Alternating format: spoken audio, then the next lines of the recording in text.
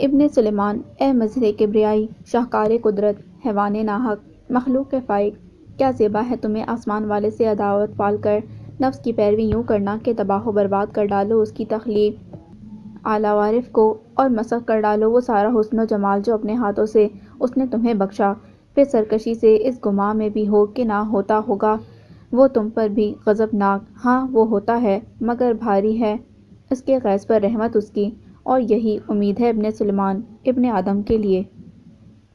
کیا بات ہے، کچھ پریشان سی دکھائی دے رہی ہیں آپ؟ کل ورا کا پہرا پرچہ سیاسیات کا تھا، لہٰذا عیسیٰ آج اسے اسی مضمون کے نوٹس وغیرہ کی دہرائی کروا رہا تھا۔ ملازمہ چائے رکھ کر گئی تو ذرا دیر کو وہ ٹھہر کر چائے کے گھونٹ بھرنے لگا، اور تبھی اس کی نگاہ ورا کے ازحد فکرمندانہ تاثرات سے سجے چہرے پر جا پڑی تو وہ بے ساختہ استفسار کر بیٹھا۔ پریشان میں؟ ورا جو سامنے کھلی کتاب کے صفحات بے وجہ آگے پیچھے پلٹ رہی تھی، اس کے سوال پر چونک کر ہوشیار ہو بیٹھی۔ نہیں تو؟ اس کے انکار پر عیسیٰ دھیرے سے مسکرا دیا، پھر متانت سے بولا، دیکھیے، پیپر کا ہوا سر پر سوار کرنے کی کوئی ضرورت نہیں، ریلیکس رہیں، آپ کے اعتماد میں اضافہ ہوگا، اور اگر آپ پر اعتماد رہیں گی تو پرچہ خود بخود اچھا ہو جائے گا۔ یوں بھی آپ کی تیاری تو اچھی خاصی ہے، پھر پریشانی یا گھبرانے کی کیا ضرورت؟ اب وہ اسے کیا بتاتی کہ گھبرا وہ دراصل کیوں رہی ہے، سو زبردستی مسکرا کر بولی، آپ کی بات ٹھیک ہے، مگر پھر بھی تھوڑی بہت گھبراہٹ تو ہوتی ہے۔ ہاں تھوڑی بہت گھبراہٹ کی تو خیر ہے، لیکن اسے خود پر طاری نہ ہونے دیں۔ وہ اس کی حوصلہ افزائی کی خاطر بولا، جی۔ اس نے تابعداری سے اس بات میں سر ہلا کر کہا، اف، کل اتنے دن بعد سہراب مجھے دیکھے گا، کیا پہن کر جاؤں؟ اپنی ساری اسٹیشنری رات کو ہی چیک کر کے بیگ میں رکھ لیجیے گا تاکہ صبح آسانی رہے، اور جو کچھ بھی دہرانا ہو وہ رات بھر دہرا لیجیے گا۔ امتحانی ہال میں عین وقت تک پڑھتی مت رہیے گا، اس سے ذہن بے تحاشا منتشر ہو جاتا ہے، اور جو کچھ بھی آتا ہے انسان وہ سب گڈمڈ کر دیتا ہے۔ وہ چائے کے چھوٹے چھوٹے گھونٹ بھرتا ہوا اپنی ذمہ داری محسوس کرتے ہوئے مسلسل اسے صلاح دے رہا تھا، جی آپ نے ٹھیک کہا، بال کھول لیتی تو اچھا رہتا، مگر پہلے پیپر دینے بھی تو جانا پڑے گا، وہاں بال کھول کر مجھے کون بیٹھنے دے گا؟ صبح امتحان کے وقت سے قریباً آدھ گھنٹہ پہلے مرکز پہنچ جائیے گا، پورے سکون اور اطمینان سے۔ اس طرح کارکردگی پر بڑا خوشگوار اثر پڑتا ہے۔ جو کچھ بھی تیاری کی ہے اسے وہیں آرام سے بیٹھ کر ذہن میں دہرا لیجیے گا۔ اس نے خالی کپ میز پر دھرتے ہوئے اسے مزید کہا، اچھا، میک اپ تو نہیں کر سکتی، مگر بیگ میں لپسٹک اور کاجل ضرور رکھ لوں گی تاکہ باہر نکلنے سے پہلے لگا سکوں۔ سوال نامہ ہاتھ میں آنے پر پہلے پورے دھیان سے ایک بار پڑھ لیجیے گا، پھر جو کچھ بھی آتا ہو شروعات وہیں سے کیجیے۔ بہتر یہ ہوتا کہ خالی جگہوں وغیرہ سے ابتدا کر کے مختصر سوالات حل کر لیے جائیں، طویل جوابات کی طرف بعد میں آنا چاہیے۔ اوکے، 1 گھنٹے میں پیپر کر کے 10 بجے تک باہر نکل جاؤں گی تاکہ کم از کم 1.5-2 گھنٹے تو ہمارے پاس ہوں۔ چلیے، پرچہ حل کرنے کی جو اچھی ٹپس مجھے آتی تھیں وہ میں نے آپ کو دے دیں۔ Wish you all the very best. اب ایسا کرتے ہیں، شارٹ کوسچن آنسرز کو ایک کوئک ریویژن کر لیتے ہیں، وہ نوٹس اٹھاتے ہوئے بولا۔ جواباً اس نے انتہائی بددلی سے جی کہتے ہوئے اس کے ہاتھ سے نوٹس لیے تھے کہ اس تیاری سے زیادہ اسے اس تیاری میں دلچسپی تھی۔ دھواں بنا کر فضا میں اڑا دیا مجھ کو، میں جل رہا تھا، کسی نے بجھا دیا مجھ کو۔ آج بہت عرصے بعد گھر اجنبیوں سے خالی تھا، سو وہ اپنی پناہ گاہ سے نکل کر آہستہ آہستہ سیڑھیاں چڑھتا چھت پر چلا آیا، اسی چھت پر جو اس کے لیے اب غیر محفوظ ہو چکی تھی اور جس کی رونق کسی زمانے میں قابل دید ہوا کرتی تھی۔ آج وہاں پر ہال اور سناٹا جا بجا بکھرا پڑا تھا۔ چھت کی لان کی جانب بنی ریلنگ کو ڈھانپتے بوگن ویلیا نے نہ جانے اس گھر سے کب دوری کر لی تھی۔ آج اس نے ریلنگ کو خالی ڈنڈار پایا تو اس نامانوس سے منظر پر اسے بڑی حیرت ہوئی۔ ناریل کے پتے بھی خشک ہو رہے تھے اور کوئی اس کا پرسان حال نہ تھا۔ ایک نگاہ اس گھر پر ڈالتے ہی صاف پتہ لگ جاتا تھا کہ یہ عمارت کسی بد نظر کے زیر اثر آ چکی تھی۔ نہ صرف عمارت بلکہ وہ خود بھی۔ غم اندر ہزار تھے جسے بانٹنے کے لیے فی الوقت اس کے ساتھ سوائے اس ضرر رساں رفیق کے کوئی اور نہ تھا۔ دور کہیں سے ہوا دل کے درد جگاتے بولوں کو نزدیک لے آئی تھی، سو وہ دھواں دھواں ہوتی سوچوں کے درمیان بے دریغ دھواں اڑاتا ماضی کے کسی دھواں دار منظر کی طرف کھونے لگا۔ جاں پدر، امید ہے بفضل خدا خیریت سے ہوگے تم، یہاں بھی سب کرم ہے، جبکہ میرا یہ حال ہے کہ سخت صدمے میں ہوں یہ جان کر کہ تم سگریٹ نوشی کرنے لگے ہو۔ اس کی دھواں بھری نگاہوں میں یک لخت کی عبارت گھوم رہی تھی، جانتا ہوں کہ یہ عمر بھی ایسی ہے کہ انسان انگارے کو ہیرا سمجھ کر مٹھی میں بھر لیتا ہے، پر بیٹے خوب جان رکھو کہ نقصان ہماری ذات ہی کا ہوتا ہے بے عقلی کا کام کر کے۔ پھر تمہاری تو تربیت بھی ان خطوط پر نہیں کی گئی کہ ایسی رذیل علت پالو، جبکہ تمہارے والد یا بڑے بھائیوں میں سے کسی نے بھی اس زہر کو ہاتھ نہیں لگایا تو فرزن تو کیوں کر اس غلیظ شے کو منہ لگانے کی حاجت پیش آ گئی؟ ہو سکے تو جواب لکھو، میں منتظر ہوں تمہارا خیر اندیش۔ آج یہ کیا یاد آ گیا تھا اسے کہ سگریٹ اس کی 2 انگلیوں کے درمیان لرزنے لگا تھا۔ وہ دھواں چہرے کے ساتھ زمین پر بیٹھتا چلا گیا۔ سگریٹ تو خیر پہلے ہی اس کے ہاتھ سے چھوٹ کر اس کی قسمت کی طرح نیچے جا گری تھی، اور دھواں بھری وہ آنکھیں جنہیں وہ بنجر سمجھ رہا تھا اسے اس سمے اس کی غلط فہمی اچھے سے دور کر گئی تھی۔ کہاں ہو بیزی؟ گزشتہ رات بھر وہ پریشانی سے سو نہ سکی تھی۔ صبح کے 8-9 بجے کہیں جا کر اس کی آنکھ لگی سو ظاہر ہے جاگتے جاگتے شام کے 5 بج گئے۔ وہ شاید اب بھی بیدار نہ ہوتی کہ اگرچہ اس کا سرہانے پر پڑا فون نہ چنگھاڑا ہوتا۔ اپنا آفیشیل نمبر تو وہ بند کر کے سوتی تھی، مگر یہ اس کا وہ ذاتی نمبر تھا جو بس اس کے 1-2 انتہائی قریبی لوگوں کے پاس موجود تھا، اور جس پر موصول ہونے والی ہر کال انتہائی غیر معمولی اور اہم ہی ہوا کرتی تھی۔ سو اسی سوئی جاگی کیفیت کے زیر اثر لپک کر اسے اٹھا لیا۔ سو دوسری طرف سے آتی آتش کی مخصوص ٹھہری ہوئی متن اور گمبھیر آواز سن کر ایک دم چونکی اور بیٹھ گئی۔ اپنے گھر میں ہوں آتش، اور کہاں ہو سکتی ہوں؟ وہ جمائی روکتے ہوئے بولی۔ کیا کر رہی تھیں؟ بس ابھی جاگی ہوں، اس نے الجھے بالوں میں انگلیاں چلاتے ہوئے بتایا۔ اتنی تاخیر سے؟ وہ تعجب سے بولا۔ ہاں، رات بھر نیند ہی نہیں آئی۔ اس نے اس بار کوئی سوال کرنے کے بجائے معنی خیز ہنکار بھرا، گویا خوب واقف ہو کہ نیند کیوں کر روٹی رہی۔ تم تو جانتے ہو کہ فلائٹ مس ہو جانے سے پروڈیوسر کس قدر برہم ہے۔ آتش نے اب کوئی سوال نہیں کیا تھا، مگر وہ پھر بھی فکر مندی سے لبریز لہجے میں بتائی گئی۔ اب پرسوں کی ٹکٹ بک کروائی ہے اس نے۔ فصیح بھی کہہ رہا تھا کہ میک شور کرنا اس بار کوئی تماشا نہ ہو، مگر میں کیسے میک شور کر سکتی ہوں؟ ان فیکٹ میں تو یہی سوچ کر پریشان ہو رہی ہوں کہ اگر اس بار پھر اس علائنہ نے کچھ کر دیا تو؟ نہیں کر سکے گی۔ وہ خاموش ہوئی تو آتش برفانی لہجے میں بس اسی قدر بول سکا۔ تم اتنے یقین سے کیسے کہہ سکتے ہو؟ بیزی بے صبرے پن سے بولی۔ کیا تمہیں واقعی لگتا ہے کہ وہ میری عدالت جانے والی دھمکی سے ڈر گئی ہوگی؟ وہ یقیناً ڈر گئی تھی، متبسم لہجے میں بولا۔ تو بیزی ٹھٹک گئی۔ اسے آتش کے متوازن لہجے میں کسی غیر معمولی پن کا احساس یکلخت ہوا تھا۔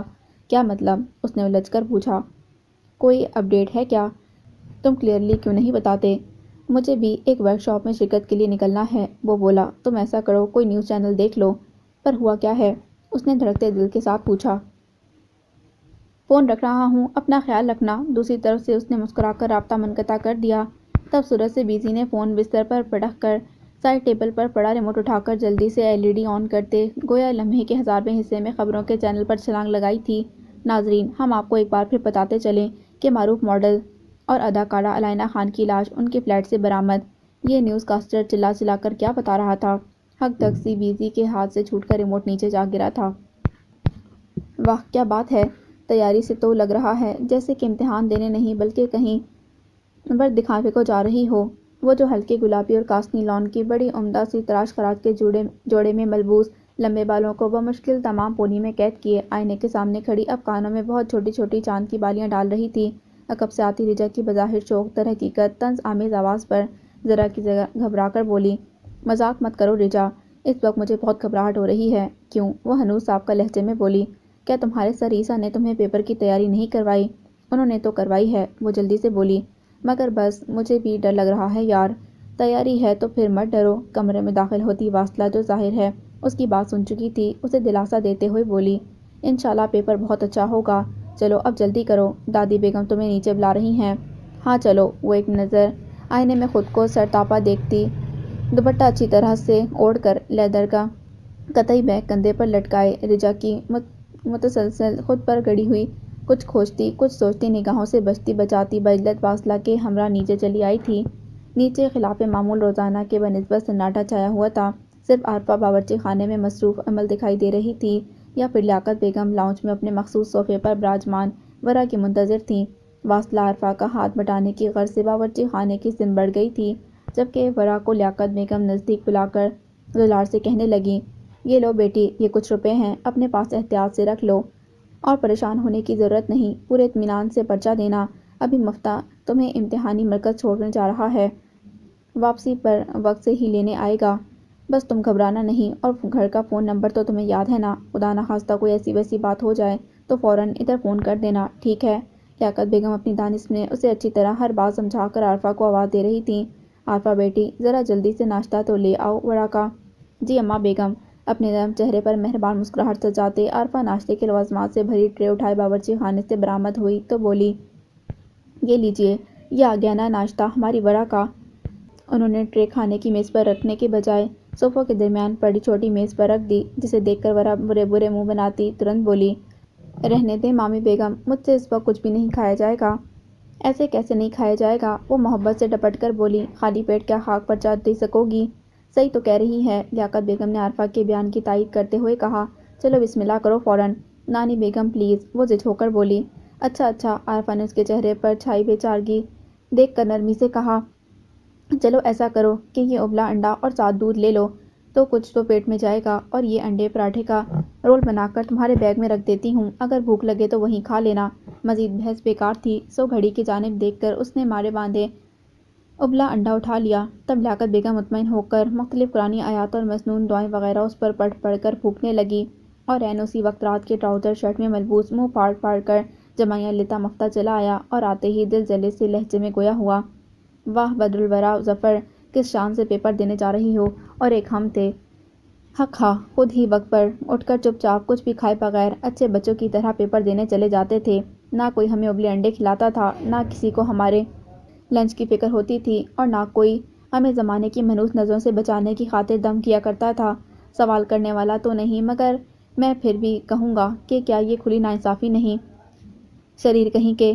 اس کے آگے چائے اور مکھن لگا ٹوسٹ دھرتی عارفہ اس کے انداز پر بے ساختہ ہنس پڑی تھیں، تاہم لیاقت بیگم گمبھیرتا سے بولی، بیٹے تم ماشاءاللہ سمجھ بوجھ رکھنے والے، جامع سے فارغ التحصیل پر اعتماد لڑکے ہو، جبکہ ہماری ورا تو کبھی کالج کی شکل بھی نہیں دیکھ سکی، یہ گھر میں رہنے والی معصوم سی بچی ہے، اب گھر سے باہر نکل رہی ہے، تو ایسے میں ہمارے دل کو 100 فکریں لاحق ہوں گی، اسے ناانصافی نہیں احتیاط پسندی کہتے ہیں۔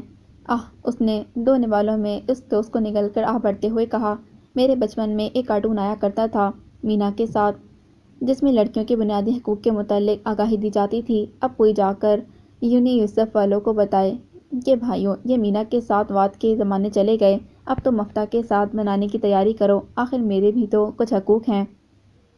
کر لی بکواس؟ دودھ کا گلاس بمشکل ختم کر کے ورا دانت کچا کر بولی، نہیں ابھی باقی ہے۔ دانت نکوس کر اطلاع فراہم کی گئی۔ ورا بھنا گئی، جو باقی رہ گئی ہے وہ واپس آ کر لینا، ابھی جلدی کرو میں لیٹ ہو رہی ہوں۔ ہاں تو چلو۔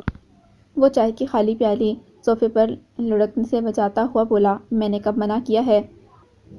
اسے اٹھتا دیکھ کر اس کے بے سروپا باتوں پر مسلسل مسکراتی عارفہ جلدی سے انڈا پراٹھا باورچی خانے میں جا کر زپ لاک بیگ میں اچھی طرح پیک کر لائیں اور ورا کے حوالے کرتے ہوئے بولی، یہ رکھ لو ورا۔ پر مامی بیگم، وہ چہ بچہ ہو کر بولی، رکھ لو بیٹی، لیاقت بیگم نے اس کا تذبذب بھانپ کر اسے پچکارتے ہوئے کہا، مامی اتنے پیار سے دے رہی ہیں، اور جاؤ اللہ کی امان میں۔ انہوں نے تو پورے دل سے وقت رخصت اسے دعا دی تھی، مگر یہ سرد رات، یہ آوارگی، یہ نیند کا بوجھ، ہم اپنے شہر میں ہوتے تو گھر گئے ہوتے، اور جو اپنے ہی گھر میں بے امان ہو جائیں تو پھر وہ کہاں جاتے ہوں گے؟ رات کے پراسرار سناٹے کا سینہ شک کرتے بول اب بدل گئے تھے، مگر اس کی لامتناہی سوچوں کا تسلسل جوں کا توں تھا۔ شب خرامہ خرامہ محو سفر تھی، مگر آج وہ نیچے اترنے کو آمادہ نہ تھا کہ گھر کے دعوے دار تاحال واپس نہ پلٹے تھے۔ راوی چین ہی چین کو لکھتا اگر ماضی کے جھروکوں میں جھانکتا وہ شخص اس درجے بے قرار نہ ہوتا تو۔ ہائے قسم سے عامر کیا بتاؤں، مجھے تو آج کل پریشانی سے نیند نہیں آ پا رہی۔ رینا فون پر روحاں سے لہجے میں عامر سے مخاطب تھی، کس بات کی پریشانی؟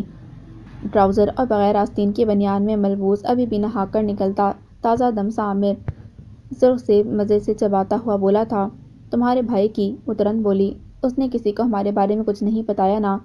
وہ تو ٹول لینے والے انداز میں بولی تھی، تو عامر نے ایک جتاتا سا ٹھکا لگایا، ہاں ہاں ہاں، بس اتنی سی بات کی پریشانی ہے تمہیں؟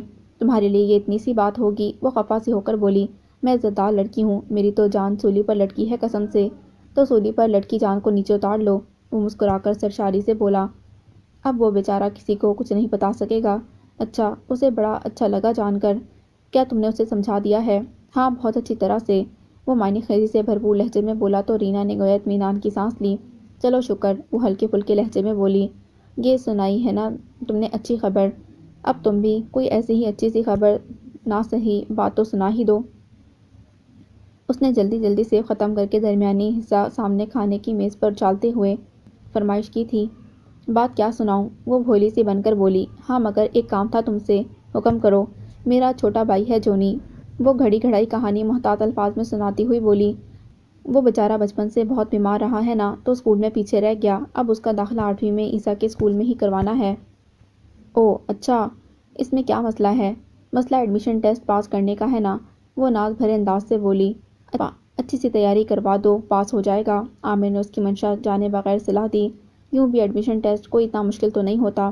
جانتی ہوں مشکل نہیں ہوتا، وہ تنک کر بولی، پر میں نے ابھی تمہیں بتایا نا کہ وہ ذہنی طور پر ذرا کمزور ہے، اور پھر اب تیاری کا وقت بھی کہاں ہے، تب ایسے میں کیا کیا جا سکتا ہے؟ وہ سمجھنے سے قاصر تھا۔ تم عیسیٰ سے کہہ کر ٹیسٹ پیپرز کی کوئی جگاڑ لگوا دو نا پلیز۔ وہ آنکھیں معصومیت سے یوں پٹپٹا کر بولی گویا عامر سامنے بیٹھا اسے دیکھ رہا ہو۔ اوہ اچھا، وہ مسکرایا، تو یہ چاہتی ہو تم؟ ہاں، وہ بنا شرمندہ ہوئے بولی۔ اب بھائی کی خاطر انسان اتنا تو کر ہی سکتا ہے نا، اور محبوب کی خاطر یہ انسان کیا کچھ کر سکتا ہے؟ عامر نے از حد دلچسپی سے پوچھا۔ اس بات کا بھی تو اندازہ ہونا چاہیے مجھے۔ وقت آنے پر ہو جائے گا۔ وہ اتنی آسانی سے اپنے پروں پر پانی پڑنے نہ دے سکتی تھی۔ تب ہی بھید بھرے لہجے میں آتش شوق بھڑکاتی ہوئی بولی، ابھی تو یہ بتاؤ کہ کام کروا رہے ہو نا میرا؟ او آتش، او عظیم آتش! دوسرے دن وہ آتش کے کتب خانے میں اس کے مقابل سراپے تشکر بنی بیٹھی تھی۔ چہرہ فرطِ بساط سے کھلا ہوا تھا اور آنکھوں کی چمک بیش قیمت ہیروں کو مات دے رہی تھی۔ میں بتا نہیں سکتی کہ تم نے مجھے کتنی بڑی مصیبت سے نجات دلا دی ہے۔ میں تمہاری بہت ممنون ہوں۔ ممنونیت کا اظہار ضروری تو نہیں۔ سیاہ کرتے پاجامے میں ملبوس صوفے کی پشت پر داہنا ہاتھ پھیلائے اپنے مخصوص انداز سے براجمان آتش اپنی گہری پانیوں سی پراسرار آنکھیں بھیزی کے اندرونی مسرت سے تایاں چہرے پر جماتے ہوئے مقابل کو زیر بار کرنے والی منکسر المزاجی سے گویا ہوا۔ یہ تو آتش کا فرض ہے، مشکل وقت میں اپنے پیروکاروں کو تنہا چھوڑنا آتش کا وصف نہیں۔ مجھے کہنے دو کہ تمہاری چھتر سایہ میں آنا میری زندگی کا سب سے بہترین فیصلہ تھا۔ وہ جذبات سے مغلوب گلوگیر آواز میں بولی۔ سو تو ہے، وہ بڑے دل سے مسکراتا تائیداً بولا۔ پر یہ تو بتاؤ یہ سب ہو کیسے گیا؟ کیا تم نے میڈیا رپورٹس نہیں دیکھیں؟ وہ تیز چبھتی چمک آنکھوں میں سمو کر بولا۔ کہا جا رہا ہے کہ شدید ذہنی دباؤ کے سبب اس نے خودکشی کی ہے۔ اور یہ شدید ذہنی دباؤ اسے کس بات کا تھا؟ پتہ نہیں یہ سوال اس نے آتش سے کیوں کیا؟ یہ میں کیسے بتا سکتا ہوں؟ وہ بڑے انداز سے مسکرا کر بولا تو جواباً وہ بھی معنی خیزی سے مسکرا دی۔ ہاں یہ تم کیسے بتا سکتے ہو؟ بہرکیف وہ طمانینت سے بھرپور لہجے میں بولا۔ تمہاری راہ کا کانٹا تو نکل گیا نا، بس اب آرام سے سو جاؤ اور اپنے کام پورے کرو۔ بعد ازاں تمہیں آتش کدے کے لیے بھی بہت کچھ کرنا ہے۔ کیوں نہیں؟ وہ بے انتہا عقیدت مندی سے بولی۔ آتش کدے کے لیے تو میری جان بھی حاضر ہے۔ جواباً آتش بنا کچھ کہے بہت عجیب انداز میں مسکرایا تھا، بہت عجیب، نافہم مگر نرم انداز سے۔ امتحانی ہال کا منظر بالکل ویسا ہی تھا جیسا کہ عموماً ہوا کرتا ہے۔ پرچہ آسان تھا اور پھر اس کی تیاری بھی بہتر تھی، پر 1 گھنٹے میں وہ جتنا پرچہ حل کر سکتی تھی اس نے اسی قدر کیا۔ یہاں 10 بجے اور اس کا جوابی کاپی پر چلتا ہاتھ ایک دم سے ٹھہر گیا۔ اس نے اپنے جوابات کو دوبارہ پڑھنے کی زحمت کیے بغیر فی الفور کاپی بند کی اور ایک طائرانہ نگاہ پورے ہال پر ڈالی۔ طالبات ہنوز سر جھکائے مستعدی سے پرچہ حل کرنے میں منہمک تھیں۔ 2 ایک نکمیاں کہ یقیناً جنہیں کچھ آتا جاتا نہیں تھا، وہ خاصے بے بسی سے ادھر ادھر دیکھنے میں مشغول تھیں۔ نسبتاً بزرگ استانی چوکسی سے پورے ہال کا چکر لگا رہی تھی، جبکہ تختہ سیاہ سے کمر ٹکائے ایستادہ ان کی ساتھی ہاتھ میں پکڑی کھلی کتاب پر گاہے بگاہے نظر ڈال کر سامنے دیکھنے لگ جاتی تھی۔ ایک پل کو پورے ہال میں چکر لگاتی اس سنجیدہ صورت استانی کے جن کے سینے پر لگے بیج میں ان کا نام طلعت رفیع درج تھا کو دیکھ کر ورا نے اپنے ہاتھ پاؤں نہ جانے کیوں ٹھنڈے پڑتے محسوس کیے، مگر پھر فوراً ہی اس چند ثانیے کے بعد ہونے والی اس ملاقات کے کیف آ گئی۔ خیال نے اسے پراعتماد کر دیا، سو وہ اپنا قلم وغیرہ چھوٹے سے گلابی پاؤچ میں رکھتے ہوئے اپنی جگہ سے اٹھی اور کانوں میں دھڑکتے دل کو قابو کرتی دھیرے دھیرے چلتی تختہ سیاہ کے ساتھ کھڑی استانی کے جن کا نام مہربانو تھا تک آئی۔ مس، یہ میرا پیپر، اس نے جوابات کی کاپی ان کے آگے کرتے ہوئے کہا۔ ارے! انہوں نے ہاتھ میں کھلی کتاب بند کر کے سامنے میز پر دھرتے ہوئے از حد حیرانی سے بے ساختہ کہا، اتنی جلدی پیپر کر لیا؟ جی جی، وہ جلدی سے اس بات میں سر ہلا کر اکلاہٹ زدہ آواز میں بولی۔ کر لیا؟ کیا بہت ہی آسان تھا؟ انہوں نے اس کے ہاتھ سے کاپی لے کر الٹ پلٹ کر دیکھتے مسکرا کر پوچھا۔ جی آسان تھا، وہ گلوخاسی کی خاطر جلدی سے بولی۔ پرچہ پورا کیا بھی ہے یا یوں ہی ادھورا چھوڑ کر جا رہی ہو؟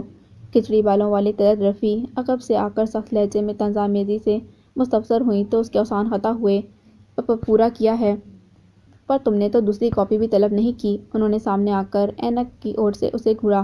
ضرورت ہی نہیں پڑی، وہ ان کی گھورتی نگاہوں سے کس قدر خائف ہو کر تھوک نکلتی ہوئی بولی۔ چلو بیٹھو ابھی کچھ دیر یہیں۔ 20 برس گزار چکی تھیں وہ اس دشت کی سیاہی میں، اور اب تو انہیں اتنا تجربہ ہو چکا تھا کہ حقیقتاً لفافہ دیکھ کر مضمون بھانپ جاتی تھیں۔ سو یہ کیوں کر ممکن تھا کہ وہ اس پر طاری عجلت پسندی اور دبے دبے سے جوش و جذبے کو پہچان نہ پاتی، مگر کیا کرتی؟ زبانی کلامی نصیحت تو خیر علیحدہ بات ہے، مگر کسی کو زبردستی ایسی حرکتوں سے باز رکھنا ان کے اختیار میں نہ تھا۔ سو انہوں نے اسے کچھ ہی دیر کے لیے صحیح مگر فی الوقت یہیں روک لیا تھا۔ چاروں ناچار ان کا حکم ماننے پر مجبور تھی، مگر دل وہ گھڑیوں کی سوئیوں کے ساتھ ساتھ حرکت کر رہا تھا کہ وہ جانتی تھی سہراب باہر اس کا منتظر ہوگا۔ لگی جو چوٹ تو پہرو خیال آتا رہا، کہاں گئے میرا صدمہ اتارنے والے؟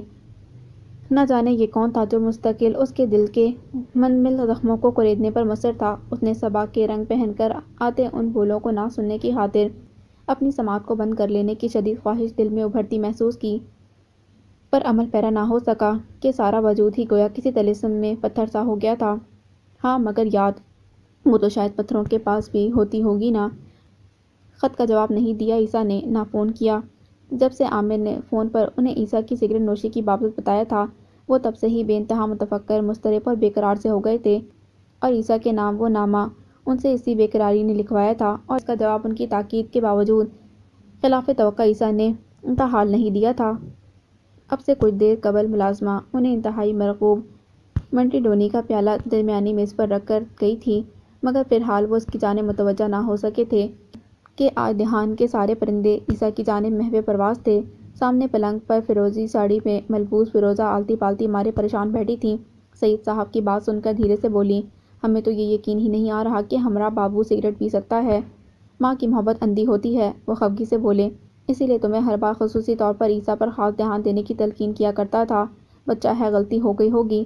وہ آہستہ سے اس کی حمایت میں بولیں تو کمرے میں ادھر سے ادھر ٹہلتے سید صاحب اس بار ایک دم ٹھہر کر پیلی نائلون کی ادوائن والی لکڑی کی کرسی پر جا بیٹھے، اور دھیرے سے اس بات میں سر ہلا کر گویا ہوئے، ہاں ہے تو ابھی وہ بچہ ہی، لیکن بس اب اسے اور وہاں یوں ہی نہیں چھوڑا جا سکتا۔ بفضل تعالیٰ یہاں بھی تمام تقاریب بخیر و خوبی اختتام پذیر ہو چکی ہیں۔ اب بہتر یہی ہے کہ تم واپسی کی راہ لو، پر ہم خیال کر رہے تھے کہ جب یہاں تک آ ہی گئے ہیں تو ایک بارگین بکا یعنی آبائی گاؤں بھی تو ہو آتے، پھر کیا معلوم کب آنا ہو۔ فیروزہ نے دبے دبے سے لہجے میں کہا تو سید صاحب نے ایک سخت سی نگاہ ان پر ڈالی۔ اس بار نہیں، وہ بے لچک لہجے میں بولے، اب جب میں عیسیٰ کو یہاں بلواؤں گا تب تم بھی ساتھ آ جانا۔ فی الوقت آبائی گاؤں سے زیادہ ضروری کراچی جانا ہے۔ آپ نہیں چلیں گے ساتھ؟ سید صاحب کے قطعی لب و لہجے پر فیروزہ نے اگلا سوال پوچھا۔ میں ابھی کیسے آ سکتا ہوں؟ اپنی متحمل مزاجی کے برعکس وہ جھنجھلا کر بولے، ادھر کام کا دباؤ بہت ہے، اور پھر ظاہر ابھی نیا خانگی ذمہ داریوں میں الجھا ہے، ایسے میں کارخانے کو مجھے ہی وقت دینا ہوگا۔ یہ بھی ٹھیک بولے آپ، فیروزہ بجھے بجھے سے لہجے میں بولی، بس تو پھر اسی ہفتے کی ٹکٹ کروا دیتا ہوں تم لوگوں کی۔ وہ پرسوچ لہجے میں بولے، تم جاؤ اور اسے نرم روی سے سمجھانا، بچہ ہے، یقیناً اس سے غلطی ہو گئی ہوگی، مگر بری عادت کو پختہ کرنے میں دیر نہیں لگتی، اور ایک بری عادت ہزار بری عادتوں کی راہ ہموار کر دیتی ہے۔ فیروزہ تم سمجھ رہی ہو نا میری بات؟ ان کے لہجے میں بے اندازہ تفکر اور اندیشے کروٹ لے رہے تھے، جسے محسوس کر کے فیروزہ بھی حقیقی معنوں میں پریشان سی ہو گئی، اس قدر کہ جیسے ارد گرد سے ان کا جی ایک دم کچھ اچاٹ سا ہو گیا۔ تم یوں ہی مجھ سے نظریں ملاتی رہو، میں کشی میرے در سے کہاں جائے گی؟ سفید اور سیاہ دھاری دار شلوار اور سیاہ جینس میں ملبوس ریشمی بالوں سے آدھا ماتھا ڈھکے، گیم آف پیرس کی پوری بوتل خود پر انڈیلتے وہ ٹھیک 10 بجے کالج کے سامنے پوری شان و شوکت سے استادہ اس قدیم گھنے برگد تلے اپنی گاڑی کھڑی کر چکا تھا، اور تب ہی سے اس کی مخمور آنکھیں کالج کے مرکزی دروازے پر لگی تھیں کہ جہاں سے اس پری وش نے برآمد ہونا تھا۔ لمحہ لمحہ کیا گراں گزر رہا تھا، کوئی اس کے دیوانے دل سے پوچھتا۔ جوں جوں وقت آگے سرک رہا تھا، اس کی بے چینی حد سے سوا ہوتی چلی جا رہی تھی، یہاں تک کہ 10:20 ہو گئے، اور تب اس نے مسترد سے ہو کر اس مطالعہ کو فون کیا، مگر دوسری جانب سے مس بیل بج کر رہ گئی، اس نے فون نہ اٹھایا۔ 10:30 بجے کے قریب وہ اس قدر بے تاب ہوا کہ گاڑی سے اتر آیا۔ بعید نہ تھا کہ وہ دیوانہ وار کالج کے دروازے میں داخل ہونے کی احمقانہ کوشش بھی کر گزرتا، مگر عین اسی وقت فون کان سے لگائے متلاشی نگاہوں سے ادھر ادھر دیکھتا، وہ نگاہوں کو خیرہ کرتا وجود دروازے سے باہر آتا دکھائی دے گیا۔ وہ یقیناً اسے ہی فون ملا رہی تھی۔ سو اس نے جھٹ سے فون اٹھا کر مختصراً کہا، سامنے درخت کے نیچے گاڑی کھڑی ہے، وہیں آ جاؤ۔ وہ شدت جذبات سے بوجھل اس کی آواز سن کر ایک پل کو ٹھہری، مگر پھر دوسرے ہی پل اس کی ہدایت پر عمل کرتی گاڑی میں آ بیٹھی۔ خوش آمدید جانے تمنا۔ وہ اس کے برابر میں بیٹھتے ہی شوق اور شنگ سے لہجے میں بولا، اتنا بتا دو کہ کہیں یہ کوئی دلکش خواب تو نہیں۔ مجھے کیا پتا۔ گو کہ وہ اب فون پر اس سے بڑے آرام سے بات کر لیتی تھی، مگر آج جو وہ یوں بنفس نفیس پہلو میں موجود تھا تو اف کیا انوکھا احساس تھا یہ، جب وہ ہمارے لاج کے ادموئی ہوئی جا رہی تھی۔ پر مجھے پتا ہے راگنی، وہ پارفتہ نگاہوں سے اس کا شم سے سرخ پڑتا چہرہ دیکھ کر مدہوشی سے بولا، کہ تم ایک سہانا سپنا ہو، ایک اندیکھی ایک انچھوئی کلی، جام ہجر، بلکہ پورا میخانہ ہو۔ میرے پاس صرف 1 گھنٹہ ہے۔ وہ اسے بے تکان اپنی مدح سرائی میں مصروف دیکھ کر گھبراتے ہوئے بولی، تو وہ ایک پل کو خاموش ہو گیا۔ 1 گھنٹے میں میرا کیا ہوگا؟ چند ثانیے بعد وہ بدمزگی سے بولی، ہم 2 دن بعد دوبارہ مل سکتے ہیں۔ اس نے بے ساختہ کہہ کر زبان دانتوں تلے دبا لی، گویا دونوں طرف سے آگ برابر لگی ہوئی۔ وہ جھوم کر بولا، گو کہ میری پیاس 1 گھنٹے میں بجھے گی نہیں، مگر چلو آج یہ بھی غنیمت ہے۔ اس نے مسکرا کر کہا اور گاڑی زن سے آگے بڑھا دی۔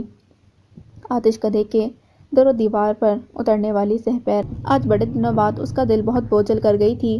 یوں تو بظاہر انسانی فطرت کے مطابق وہ یہاں کے ماحول کی عادی ہوتی جا رہی تھی، مگر پھر بھی کوئی درد تھا جو اندر ہی اندر اسے بے چین کیے رکھتا تھا، اور بسا اوقات وہ اس درد اس پورے وجود کا احاطہ کر لیتا کہ وہ آتش کدے میں رہنے والی خولا سے بھی وہی بن جاتی تھی جو اصل میں وہ تھی، وہی کہ جس سے آنکھ ملانے کی سکت خولا خود بھی نہ کر پاتی تھی، اور وہی کہ جو وہ چاہتی کر گزر جاتی تھی، اور آج جو اس کی چاہت تھی وہ اسے پائے تکمیل تک پہنچانا چاہتی تھی کہ آج اسے قدرت کی طرف سے بھرپور موقع فراہم کیا گیا تھا۔